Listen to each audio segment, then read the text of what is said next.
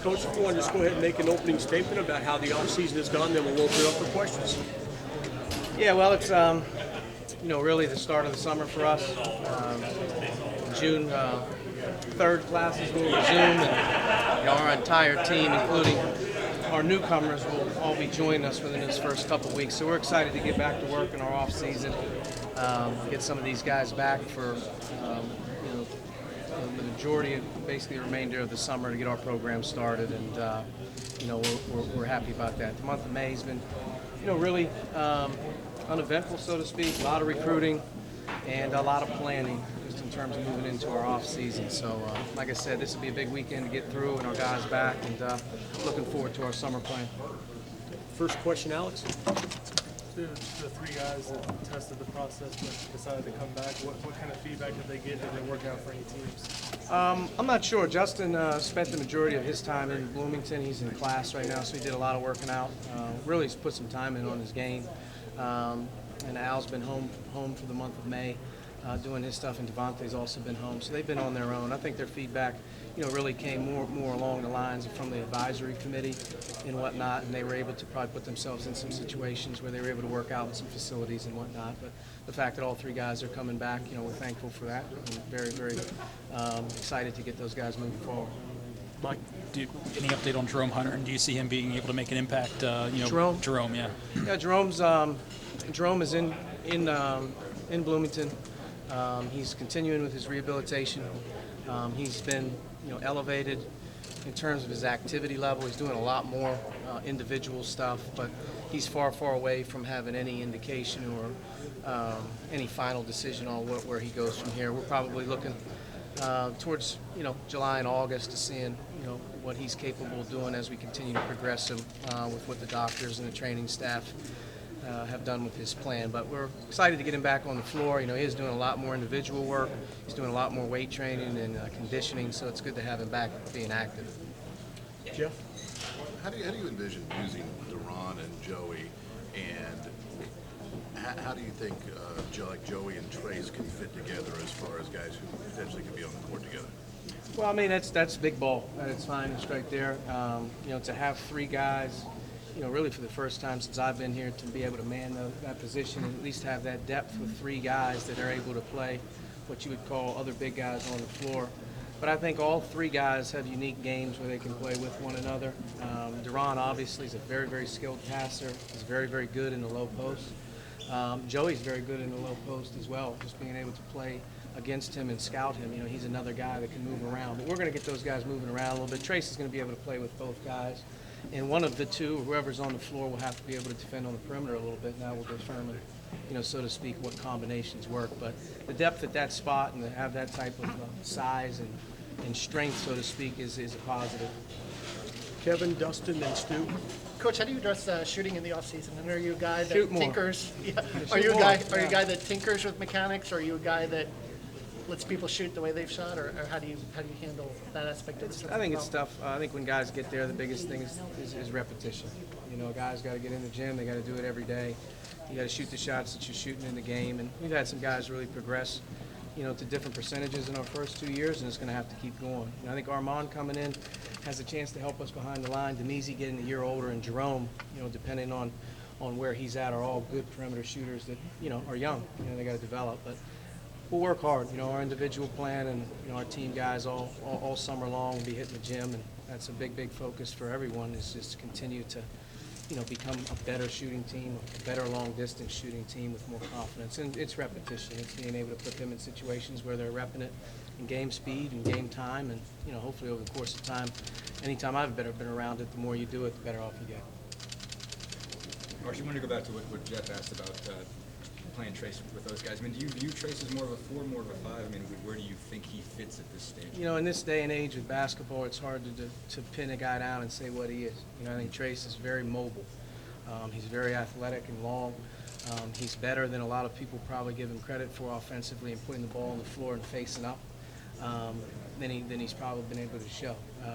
I also think that, with him, the big thing with him is development. He's going to have to develop a way of playing on the perimeter as well. But he's a good, he's a high school All-American who's very talented that has a lot of room to grow up and get better, which is a good thing. You know, he's basically was on campus, him and Armand today. They started off, and you know, Trace was, I think, 6'9" and 3/4 and 245 pounds as a true freshman. He's a big kid, but his mobility and his athleticism and his face-up game and some things, those are some things that we're going to really look to take advantage of with him. I know you've got a couple open scholarships after everything that's gone on this spring with some of the returnees. Do you envision using that in this current cycle, or are you planning to bank them? What does that look like? Well, you know, be able for the first time since I've been here is to have some roster flexibility with our scholarship situation. It's never good in 2019 to have 13 guys on scholarship. It just doesn't work at this level. You got to have some flexibility. And for us to have a little bit of a breathing room, to have some flexibility to do what we want, we would only use one if it was an impactful decision.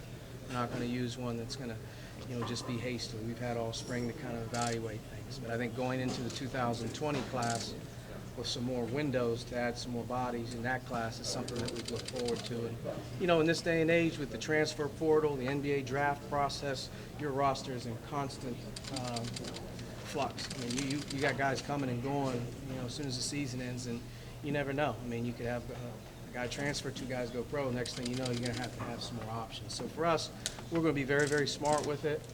We would only do anything right now or moving into next year if it was very impactful for us. But to be able to have a bigger 2020 recruiting opportunity is exciting to us. Along those lines, the chemistry sometimes a bit better with 11 guys. Maybe Yeah, not. without question. I mean, I think the best teams have the best chemistry, you know, quite frankly, are all enjoying it. You know, sometimes when you have 13 guys on scholarship, or, you know, 12, if 12 and 13 aren't redshirting or injured, you know, you have some dynamics you have to deal with playing time. And to be able to go into this season a little thinner on that, to me, gives guys more of a light at the end of the tunnel where they have a real purpose and they can see themselves being a part of things for the long term. Archie, from the big picture sense, as you look back at last season, now moving to this season, what do you most want to see out of your team, and where are you most confident that you're going to see it? Well, I think, you know, that at the end of the day, you know, when you're losing a lot of guys after your first season to graduation, you're bringing in a lot of young kids. And the mix of the young and the old is sometimes the tricky situation where, you know, not all the times are you ready, the maturity level that it takes to be good, especially in the Big Ten. You know, at times, you know, we have to grow up faster. And I think bringing in 3 more guys, Joey being older, having our freshman class get that year under their belt, that gives you a little bit more confidence that you're a little bit older, you're a little bit stronger mentally, you've been through it one time, and then you hope that your juniors and seniors, now that they've been here a couple years and have played a significant role on the team, that those guys sort of take ownership. But we're looking for a big summer. You know, togetherness, continuity, our team just in general with chemistry is something you're always on a quest to deal with, but we want our guys clearly heading into the season with a much different confidence level from the returners. Coach, what are some of the challenges in replacing guys like Romeo and Juwan? I mean, Juwan's a graduating senior, you know, so you're seeing that one coming. Romeo is an incoming freshman. You planned on him leaving. So it wasn't as if those things were surprises. You know, you 2 talented guys. Juwan had a great 2-year run with us in terms of his productivity, and he'll be missed greatly. But that's a great opportunity for other guys to step up and grab different roles, kind of like he did when we first got here. You know, Romeo's a freshman season. You know, although everyone wants to nitpick it apart, I mean, he did some amazing things for us as well. His productivity as a true freshman stacked up against the college basketball, you know, world, you know, really, really looks good. And you think about the league that we just played in terms of the talent level, the teams, and what he was going up against as a freshman was as good as any. So those 2 guys, they did their part. You know, now it's, you know, Rob Finnessy's got to develop a bigger role offensively. Devontae and Duran, being seniors, have to now elevate their games a little bit as well. And I think with opportunity, you get great confidence, and I think you'll see guys change the complexion of sort of their careers as they get older. That's what happens. Archie, what do you think of Romeo's potential at the next level? Oh, Romeo's got the untapped potential. Physically, he's as gifted as any guy you're going to see. From a basketball perspective, he's still young in terms of learning the game. I mean, he played 1 year in college. Now he's getting ready to head into the next level. And I think he's so mindful and he's so smart in terms of processing things that it doesn't take him long to pick up on what he needs to do. And I think, you know, obviously coming off of the season that he had, being able to fix his thumb is a big part of this last 4 or 5 weeks. as he's headed into the combine and doing his interviews, that's where he's really going to stand out because he's such a great kid. He's so humble. When you sit down with him, you start to really feel like you're dealing with a professional. You're dealing with somebody who knows what's going on around him. He's not oblivious to what's happening. So I think that's the one thing that's going to give him a great edge, his personality, his humility, and obviously I think he's a very, very hard worker. And you combine those things in the right environment, he's going to take off. I expect him to have a great career. Coach, we know about Nate, but do you have any other updates on your walk-on situation? I'm sorry? On your walk-on situation, do you have any other updates right now beyond Nate Childress? No walk-on updates right now. We're sort of figuring out what we're trying to do here as we head in there, but obviously those guys play a big role for us. Zach? Race is a guy, obviously. Race. The red shirt and the injury, I know we talked to you about him kind of through the back end of last season, but just what do you see as the important keys for him through the summer into the fall, other than obviously staying healthy on the court? Yeah, Race had just a very, very difficult year. Unlucky, whatever it may be. He had one of the harder years that a guy could go through. Chose not to redshirt, chose to find a way to get to the court, and I think that's a credit to sort of how he stayed with it. You saw towards the end of the year he was able to help us, and he barely had any playing time leading into February or March, wherever it was. So he's got to have a good off-season health-wise. He's got to continue to get his body back, get in great shape. And then I think the thing that he has to do for us as he gets a little bit older, Race has a good IQ. He has a good feel. He can play on the perimeter. He can play inside. And just developing a confidence level offensively where he's starting to shoot the ball with range. He's starting to be able to play inside out a little bit. And he's able to bang and be able to rebound for us a little bit. So he gives us a third-year player. Really hasn't really got going yet, but he's actually a third-year player, so he's got some experience to him. And big thing for him is health. Coming off of the season that he had and being able to rebuild his confidence level, his conditioning level, and hopefully, get a little bit of luck here where he gets a stretch where he can get going. Jim and Jeff. Coach, you've been through a couple grinding Big Ten seasons, one scheduling issues the first year when he was in New York, and then a lot of injuries last year. How have you grown, and what have you learned as a coach through those stretches? I think you just got to coach the day. You can't get caught up in everything that's going on. You learn how to control what you can. You block noise out as much as you possibly can because especially in this past year, every single night was amazing. The competition level of our conference. It showed in the tournament. I think it showed in, obviously, Final Four. Opportunity for Michigan State, Michigan, Purdue obviously going very deep as well, Maryland being able to win a game, I think. So, I think you have to be able to focus on your guys. You have to be able to prepare your guys to play because if you get caught up in the, oh man, this is the next one. Oh, wow, we got 6 of 8 on the road. What are we going to do? You start to play that game, you start to coach against your schedule rather than just dealing with what you have to deal with every day to get better. And I think that's a huge part of our team next year, being able to approach the season in a different manner. It's not about getting caught up in all of what's coming. It's all about what's right now. And I think, like I said, you get through that for a year. You're a young guy like Rob.